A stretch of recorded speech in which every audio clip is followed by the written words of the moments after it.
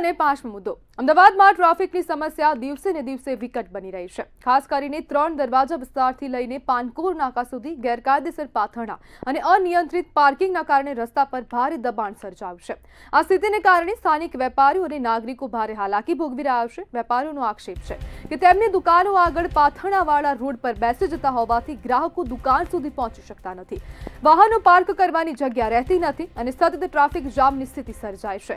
Municipal commissioner, police commissioner અને સ્થાનિક પોલીસને અનેક વખત રજૂઆત કરવામાં આવી છતાં હજુ સુધી કોઈ નક્કર કાર્યવાહી થઈ નથી। ટ્રાફિકની સમસ્યા એટલી ગંભીર છે કે 108 એમ્બ્યુલન્સ પણ આવી શકતી નથી। આગ જેવી કોઈ આકસ્મિક ઘટના બને તો ફાયર બ્રિગેડની ગાડીઓ પણ અંદર ન આવી શકે।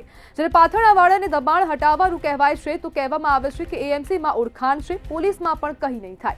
આવા આક્ષેપ વેપારી કરી રહ્યા છે અને વેપારીઓ વારંવાર રજૂઆતો કરી રહ્યા છે છતાં પણ તેમની જે સમસ્યા છે તેનું નિરાકરણ આવતું નથી। છેલ્લા ઘણા વર્ષોથી હવે ટ્રાફિક જામના દ્રશ્યો પણ સર્જાય છે। જ્યારે આ જે ગીચ વિસ્તાર છે 3 દરવાજાથી લઈને પાનકોર નાકા સુધીનો, ત્યાં અનેક પાથરણાવાળાઓના કારણે ટ્રાફિક જામ થઈ જાય છે। જ્યારે 108 એમ્બ્યુલન્સ પણ અંદર આવી શકતી નથી। જો મોટી કોઈ દુર્ઘટના સર્જાશે તો જવાબદાર કોણ રહેશે તેવા પણ આક્ષેપો હવે અને તેવા પણ સવાલો હવે વેપારીઓ દ્વારા કરવામાં આવી રહ્યા છે।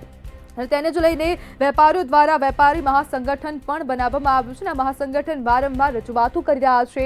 પોલીસ કમિશનરને રજૂઆત કરાઈ છે, મ્યુનિસિપલ કમિશનરને પણ રજૂઆત કરાઈ છે। જ્યારે સ્થાનિક પોલીસને અનેકો વખત રજૂઆત થઈ છતાં પણ તેમની સમસ્યાનું કોઈ નિરાકરણ આવ્યું નથી। જ્યારે અસામાજિક તત્વો સામે પણ કાર્યવાહીની રજૂઆત કરવામાં આવી છે અને વેપારીઓનું કહેવું છે અસામાજિક તત્વો તેમને ધમકાવી રહ્યા છે। જ્યારે તેમને આ જે દબાણ છે તે હટાવવાનું કહેવામાં આવ્યું તો જે અસામાજિક તત્વો છે તે લોકો તેમને ધમકાવી રહ્યા છે। ત્યારે પ્રશ્ન પણ તંત્રને થઈ રહ્યા છે કે અમદાવાદમાં ટ્રાફિકની સમસ્યાનું નિરાકરણ ક્યારે આવશે, કારણ કે દિન પ્રતિદિન ટ્રાફિકની જે આ સમસ્યા છે તે ખૂબ વકરી રહી છે અને તેની વરવી વાસ્તવિકતા પણ સામે આવે છે, કારણ કે અનેક જગ્યાએ અકસ્માતના બનાવો પણ બની રહ્યા છે। જ્યારે અનેક રજૂઆત છતાં આંખ આડા કાન તંત્ર દ્વારા કરવામાં આવી રહ્યા છે। જ્યારે અમદાવાદ ટ્રાફિક વિભાગની કાર્યવાહી ક્યારે કરવામાં આવશે તેવી પણ હવે ચર્ચાઓ થઈ રહી છે। આજ મુદ્દે ચર્ચા કરવા માટે આપણી સાથે વેપારી મહાસંગઠનના પ્રમુખ મેઘરજ ડોડવાણી જોડાઈ ગયા છે।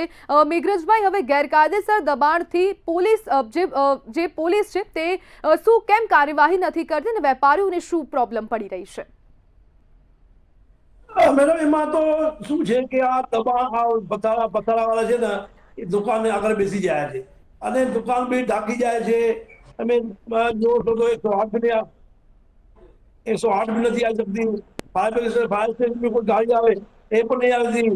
ટ્રાફિકની સમસ્યા લડે છે એ પણ છે, બધાને આંખો નજરથી છતાં પણ કાર્પોરેટ પાછળ છે, પોલીસ બાજુમાં છે, તો ધ્યાન નથી આપતું। એનું કારણ આપ સમજી શકો છો। એમાં અમારે કશું બોલાય નહીં અમારે। મેઘરજભાઈ, આપ લોકો વારંવાર રજૂઆતો કરી રહ્યા છો છતાં પણ નિરાકરણ કેમ નથી આવતું આ ટ્રાફિક સમસ્યાનું? પણ આજે આ લોકો ખાલી કરી ગયા છે। આજે જો રિઝલ્ટ આવ્યો છે, જે રીતે તમે આયા ટીવીમાં બીજા ટીવીમાં, તો આજે આ લોકો પથારા ઉઠાઈ ગયા છે। હવે લાંબો ટાઈમ રહે છે નથી રહેતા એ ખબર નથી, પણ આજે આ તો ખાલી કરી ગયા છે। નાનકડા રોડ છે અને ત્યાં એકદમ 108 નહીં આવી શકે, તમે ફાયર સ્ટેશન ગાડી નહીં આવી શકે, દુકાનમાં ગ્રાહક અંદર આવી જ નહીં શકે। વેપારી ઓલરેડી ઓનલાઈનથી રિટેલથી પણ પરેશાન છે। હવે આ બીજી મુસીબત આ લોકોને પડે છે તો રોજીરોટીની બહુ હાલાકી થાય છે।